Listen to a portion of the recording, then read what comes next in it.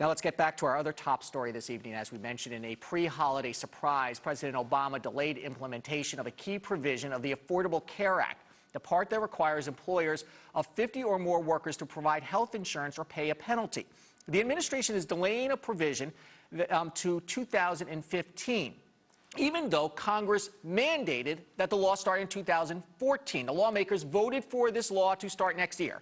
Mr. Obama unilaterally made the decision to delay it. Whether you like the law or not, the president's decision has basically come down to an administrative fiat. So what happens now, and what is next for business? For congressional Republicans who have voted dozens of times to repeal the president's health care reform law, the White House might have just made the 4th of July feel more like Christmas. When you're implementing a program this large, there will be some glitches. There are going to be some hiccups. In addition to moving the mandate deadline back to January 2015, the White House says it will work to reduce the application from a bulky 21 pages down to 3.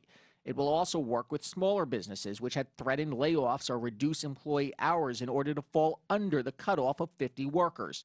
But critics of so-called Obamacare still feel the president hasn't done enough. Speaker of the House John Boehner issued a statement declaring, quote, "This announcement means even the Obama administration knows the train wreck will only get worse, and it underscores the need to repeal the law and replace it with effective patient-centered reforms."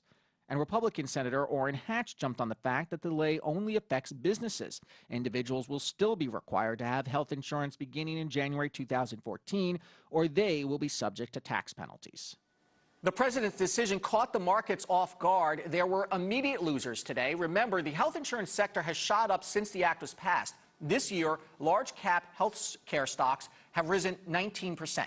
But today, in a short day, healthcare stocks across the board retreated. The Spider Healthcare ETF dropped 0.5% this morning. The Dow Jones Pharma Index fell almost 1%. And analysts are saying today that gains in managed care companies, HMOs, for example, have priced in the law starting on time. So any delays could mean significant sell-offs in the weeks ahead. Now, there are two key deadlines coming up. And as of now, these deadlines are still deadlines. In October, on October 1st, the implementation of the insurance exchanges begin, and on January 1st, individuals must carry insurance. Those are individual mandates, and they remain. So for healthcare investors, this could be start of an uncomfortable summer if the rest of those deadlines somehow fall by the wayside. So where do small businesses stand now? Aaron Smith consults small businesses and heads up the A.W. Smith Financial Group in Virginia. Good afternoon, Aaron. Hey there, Andrew. Good to have you. Welcome back to Arise. Let me ask you something. President Obama has been saying that the Health Care Act is on track. Well, not so much anymore. Is this credibility and his credibility on this plan right now in shatters, and how are businesses going to interpret it? Well, you know what, Andrew, I'm not sure about that, but what I am sure about, this has been a good day for small business community, maybe even a better day for the economy in Main Street. It's important to note here there are 6 million businesses out there right now, 6 million small businesses. Out of those 6 million, 250,000 approximately small businesses employ over 50 individuals in their corporation. Now, if those 250,000 employers stop hiring, if they reduce their workforce or cut back hours, that could be a halt to this economy. So, Aaron, this has always been the threat. The threat has always been from small businesses that we're going to stop hiring. So either the White House has believed that threat or believes that the economy is significantly going to get damaged here, or a little bit more cynically, that they've done this to wait out the midterm elections.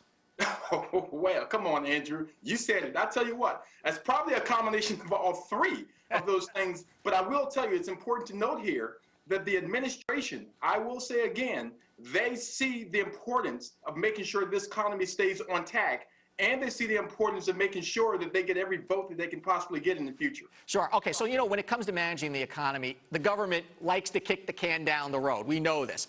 Why do today what you could do tomorrow, basically? But here's the question for you. We would know, because this law going into effect, we would know what happens then. The confusion would be over. So now the confusion just is going to continue for another year or so. What makes you think that this is such a good idea? Because you think businesses are going to hire because of it?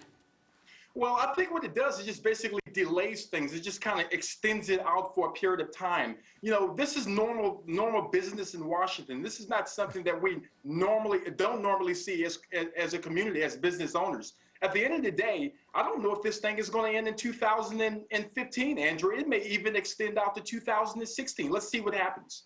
Okay, Aaron, thank you so much. Aaron Smith from AW Financial Services. We appreciate your help today. Have a good 4th of July. Absolutely, Andrew. We'll talk to you soon. You too now. Thank you.